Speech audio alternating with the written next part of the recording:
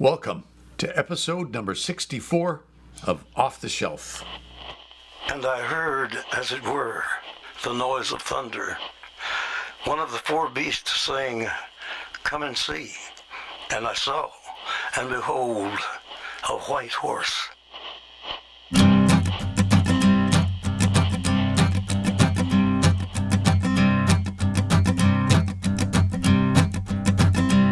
There's a man going round taking names, and he decides who to free and who to blame. Everybody won't be treated all the same. There'll be a golden ladder reaching down when the man comes around. I want to welcome all of our visitors today to our podcast. Joining me today are our co-hosts, Emily Arndt, who's in Wisconsin, and Tim Kraus, who is currently in Arizona. Welcome. Thank you, Rod. How you doing? Thanks, Welcome, Rod. Emily. Good to be here. Also visiting with us today is a special guest, Eleisha Moreno. Eleisha, we are really happy to have you with us today to share your story. Thank you for having me. As a word of background to our listeners, Eleisha was born into Joseph Coleman's Seven Thunders inspiration as a third-generation message believer. Until she was 14, she and her family traveled from Connecticut to New York to attend church, sometimes making the 4-hour round trip more than once per day. That's dedication. At 14, her family moved to Pennsylvania, where her father, Brian Cutts, was appointed the head elder of Coleman's satellite church. After courting for 4 years, Eleisha and her husband Gabriel married in the church, but left for good only 5 months later when they were in their early 20s. Eleisha has a master's degree in English and teaches multilingual students as an assistant professor and the coordinator of the English for Academic Purposes program at her local community college. Eleisha, I understand that your family was involved in Joseph Coleman's ministry right from its start. What was it like growing up in the Seven Thunders inspiration? And I also noticed that when we talked earlier, you talked about the Seven Thunders inspiration, which is not the way we refer to it. We just said the Seven Thunders. So I'm assuming the Seven Thunders inspiration is what insiders called the movement. Yeah, we would refer to it either as the Thunders or the inspiration. My grandparents got involved in the message in the early 50s when my dad was about 4 or 5 years old. And I believe it was in the early 60s that Joseph Coleman ended up preaching his first sermon in my grandparents' basement. So my family was very deeply embedded in Coleman's ministry from the very beginning. And for me, I was a minister's daughter. My dad was an elder by the time I was born. And so growing up as a minister's daughter, I was always told that I needed to be better. I needed to be holier than other girls because I was supposed to be an influence. I was probably about 11 or 12 when my dad had me read Branham's book, The Influence. And so there was always that pressure that I needed to be extra good, extra holy, extra righteous because I was on display. And my dad was known internationally because he was a minister in Joseph Coleman's church. And because everybody knew my dad, everybody knew me. I didn't know them, but they knew who I was. So there was a lot of pressure growing up in the message, specifically in the inspiration. I remember when we would wake up really early on Sunday mornings to travel the 2 hours to Queens, I was always sick to my stomach. And I remember that feeling from the time I was maybe about 4 years old. I would just always be so nauseated having to wake up and travel to church. We always heard that message churches were dead. Our church was very lively, very charismatic. The preaching, the music, the outpourings were always so loud that my heart would just pound throughout every service. The building would shake. Everything was just constantly vibrating. And as a young child, it was really terrifying because the noise was just overstimulating. Just people screaming and, falling out all the time. It was a very intimidating environment. So, Eleisha, Joseph Coleman was African American. Were most of the people in the church African American? So it was similar to culturally to an African American church and very Pentecostal. What was the culture of the church? Yeah, it was very diverse. It was definitely minority majority. So I would say for the most part, it was Black and Latino. And I would say whites were in the minority in the church, although there were a lot of New York Italians. But it definitely did resemble more of a charismatic Black church experience, for sure. So, Eleisha, just if you wouldn't mind clarifying something for me, I understand that the Thunder's Inspiration is a denomination of William Branham's message, and you believed that William Branham was a prophet. Is that correct? Yeah. How did you revere? What was the status of Coleman? What was he considered? So he called himself the Echo. He was the echo of William Branham's message, and he paralleled himself to Elisha. So if William Branham was Elijah, he was Elisha. He took on the mantle after William Branham's passing, and he was here to echo the same message that William Branham. So did he have a double portion, as Elisha did? That's a good question. I don't remember what he said about that. I don't recall him saying that specifically. But then again, it's been a while. So we all kind of have that moment when we realize that what we believe is different than those other churches out there. So what kind of was that moment for you? Growing up, I actually can't pinpoint a time when I didn't know that we were different from mainstream Christians. I always knew. And it's because from a very young age, my parents had to teach me, you're not going to cut your hair. You're not going to wear pants. You're not going to pierce your ears. You are going to stand out. You are going to be an oddball. And we homeschooled. My brother and I homeschooled for many years, and we were part of a local Christian homeschooling group.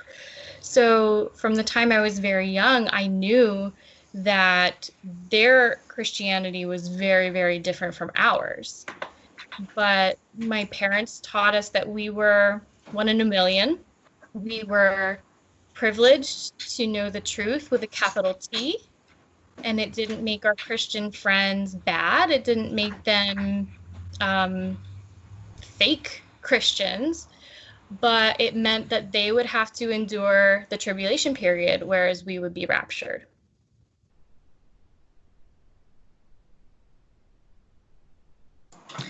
What a great way to tell your kids, gee, you're going to be an oddball. That's, I always think that's a fabulous idea. to have your kids separated from their community intentionally, and telling them those sorts of things. That must have been difficult for you in your interaction with those kids. I was always trying to find the balance, as I'm sure most kids in the message do. You're always trying to find the balance between being accepted in your daily life, and also being fully aware constantly of how very, very different you are. Eleisha, what were some of the differences between your flavor of the message and other subsects within the message? For example, I understand that Joseph Coleman had some unique views on dating. As far as things that sort of set us apart, it was mostly the belief that Joseph Coleman had the one true understanding and revelation of what William Branham's message really was. So he believes that William Branham had already revealed the mysteries of the seven thunders in Revelation 10, and that the other message ministers missed it, didn't understand it. But he was the one to capture the revelation. And he preached about an experience he had in 1974, an experience with an angel when the seven thunders were revealed to him. So in the inspiration, we believed that anybody who didn't follow this inspiration was misguided, and that, again, we were the only church, only people who understand the truth of William Branham's message.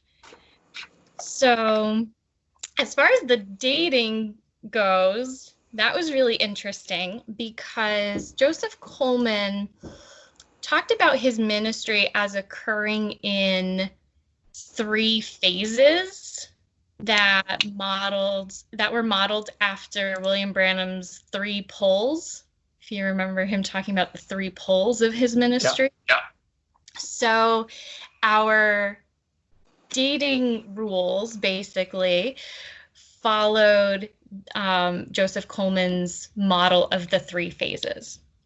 So the first phase was talking, and everybody kind of knew that you were in a relationship, but it wasn't anything really serious. It was just that if you were at a church gathering, the 2 of you would be talking and you were somewhat exclusive. And then if you were ready to go steady, that was the second phase. And in the second phase, you were allowed to hold hands, you were allowed to go on dates, but you were much more exclusive. And this is the part of the relationships that lasted the longest. So you had some couples, who would be on the second phase for years, but it was still the safe space, because if things went south, you could still break up and you were fine. But then the third phase was engagement. And once you're engaged, once you're on the third phase, there's no getting out of that.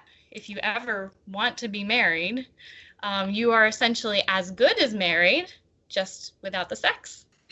Very interesting. There's nothing in Scripture that says if you're engaged, that you have to continue. It is some weird thing that William Branham pulled from he said this is the way things happened in the Old Testament, and this is what happened with Mary and Joseph, but there's nothing like that, and there's nothing in the Bible that says it's like that. They made this thing up, and it honestly has destroyed some people's lives, which is so terrible. Yeah, so I assume that happened in the Seven Thunders inspiration as well. Oh, absolutely. Which is not that inspired to me. Right. Exactly. So what about were there any other things that really stood out that were kind of different in the message from you guys, from anybody else, or do you just not know what everybody else believed, which is likely the case? Yeah, I would say that's pretty accurate. We weren't always fully aware what other churches believed, because it was just, we believed what we were told, which was that everybody else was misguided and dead and didn't worship, and we were kind of taught that everybody else had wacky practices, and I think we were probably some of the most whacked out. So Eleisha, I'm going to ask you, how did there were lots of Seven Thunder churches. How did the Seven Thunders churches view each other? Oh, that is such an interesting question. My husband and I were talking about this recently, actually, because being in Joseph Coleman's church, we did look at some other churches that were in the inspiration as, being a little bit different. Joseph Coleman always said, every church is sovereign, every pastor does his own thing, even within the inspiration.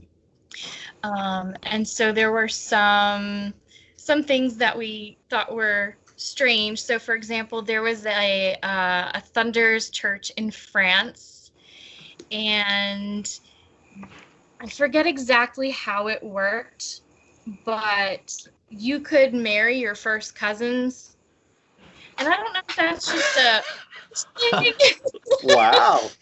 All right. Even if it's against the law? I don't have any first cousins that would interest me that much. That's like the old joke. You might be a redneck if your family tree is a straight line. Exactly. So, yeah, there were some interesting things like that, but we were never entirely sure if it was more interpretation or if it was more cultural. There is a church in Tucson, a Thunders church, that we were very close with. There was a lot of dating between New York and Pennsylvania and the Tucson church. And there were some interesting things about that church. They were much more segregated as far as men and women. And so at one time I was dating a young man from Tucson, and when I went out there to visit him at all of the fellowships, I was just like in the kitchen with all these women, and I'm like, I came from Pennsylvania to Tucson to see my boyfriend, but like all of the fellowships were segregated, and it was just, weird things like that were really different. But because there were sometimes those relationships that would occur between the churches, we would be very diplomatic about it, in order to keep that positive relationship, because there were so many people in so many churches who criticized Coleman and thought he was nuts. And so like any allies we could get, we were like, yes, keep them coming. Wow. My goodness. So were you in dating phase 1 or 2 when you were relegated into the kitchen when you went out to see this young man? That was phase 2. Oh, man. So we've been talking about Joseph Coleman. What kind of man was Joseph Coleman? He was very, very charismatic, actually. You typically hear that description when you talk about cult leaders. I mean, he really was. He was very dynamic. He was really funny. If you were, out to dinner with him, he was the life of the party. He was just magnetic. He was very dignified, very imposing. And, he could also be really terrifying. He was unpredictable as well. He, even in a church service, he could say something really funny one minute, and then the next minute you'd just be, shaking in your boots. So what's an example of a moment where he switched, and what did the terrifying and unpredictable look like? We were threatened a lot when it came to things like unconfessed sin. We were always told that we would be, quote unquote, packed out. And there were different interpretations of what that meant. A lot of us would interpret that sometimes as being struck dead, because he liked to reference Ananias and Sapphira a lot. Wow. I think sometimes you would interpret it as you would maybe get very, very sick. There was a young man in our church, I believe it was in the 80s, he had backslidden. I think he was on drugs, and he had an accident where he had fallen onto the subway rails, and he had his arm severed by a subway. And that was interpreted as, God's judgment, but also God's way of extending mercy, so that this young man would have a chance to come back and be saved. Really? The severing of his arm was God's mercy to give him an opportunity to come back and repent and be rejoined to the assembly. Oh, yeah. We were told all the time, God will do whatever it takes. If he has to put you on your back in a hospital bed, he will do what it takes to bring you back. Well, that's William Branham's view of God. Uh-huh. God was someone who would kill your wife and your daughter. William Branham lost his wife and his daughter. And so that was God's hand of mercy on him. Just like, William Branham also referred to the Holocaust as God's mercy. Give me a break. This is just a very terrible understanding of who God is. Right. Because it's a God that is based on fear. Mm-hmm. Whereas, when I read the Bible, John says that perfect love casts out all fear, because fear has to do with punishment. So if you walk around saying, I'm afraid I'm going to get punished by God, you actually don't understand God, and your fear comes from the wrong place. So, but this is the message. The message is all about fear. And that's why it is so problematic for me now that people who are in the message, the reason they can't even listen to this podcast is because you might catch a bad spirit. Right. Exactly. Yeah. So Eleisha, I was going to ask you, when it sounds to me like fear was a huge underlying theme, as it is in all of the subcults in the message, in any of the denominations in the message, fear is very huge. Were there times, as an example, where you feared for your safety, or were there times that you feared, in the message that you would be harmed in any way, physically or anything of that nature? It was mostly towards the end of my time in the church, but there was a time when the threats related to unconfessed sin were just constant and terrifying.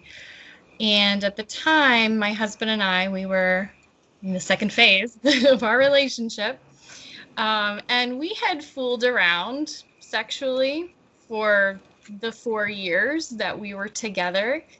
But it got to the point where I was so terrified that either I was going to die, or at minimum that my sin was going to be exposed publicly to the church, that I got it in my head. I was like, we have to confess this.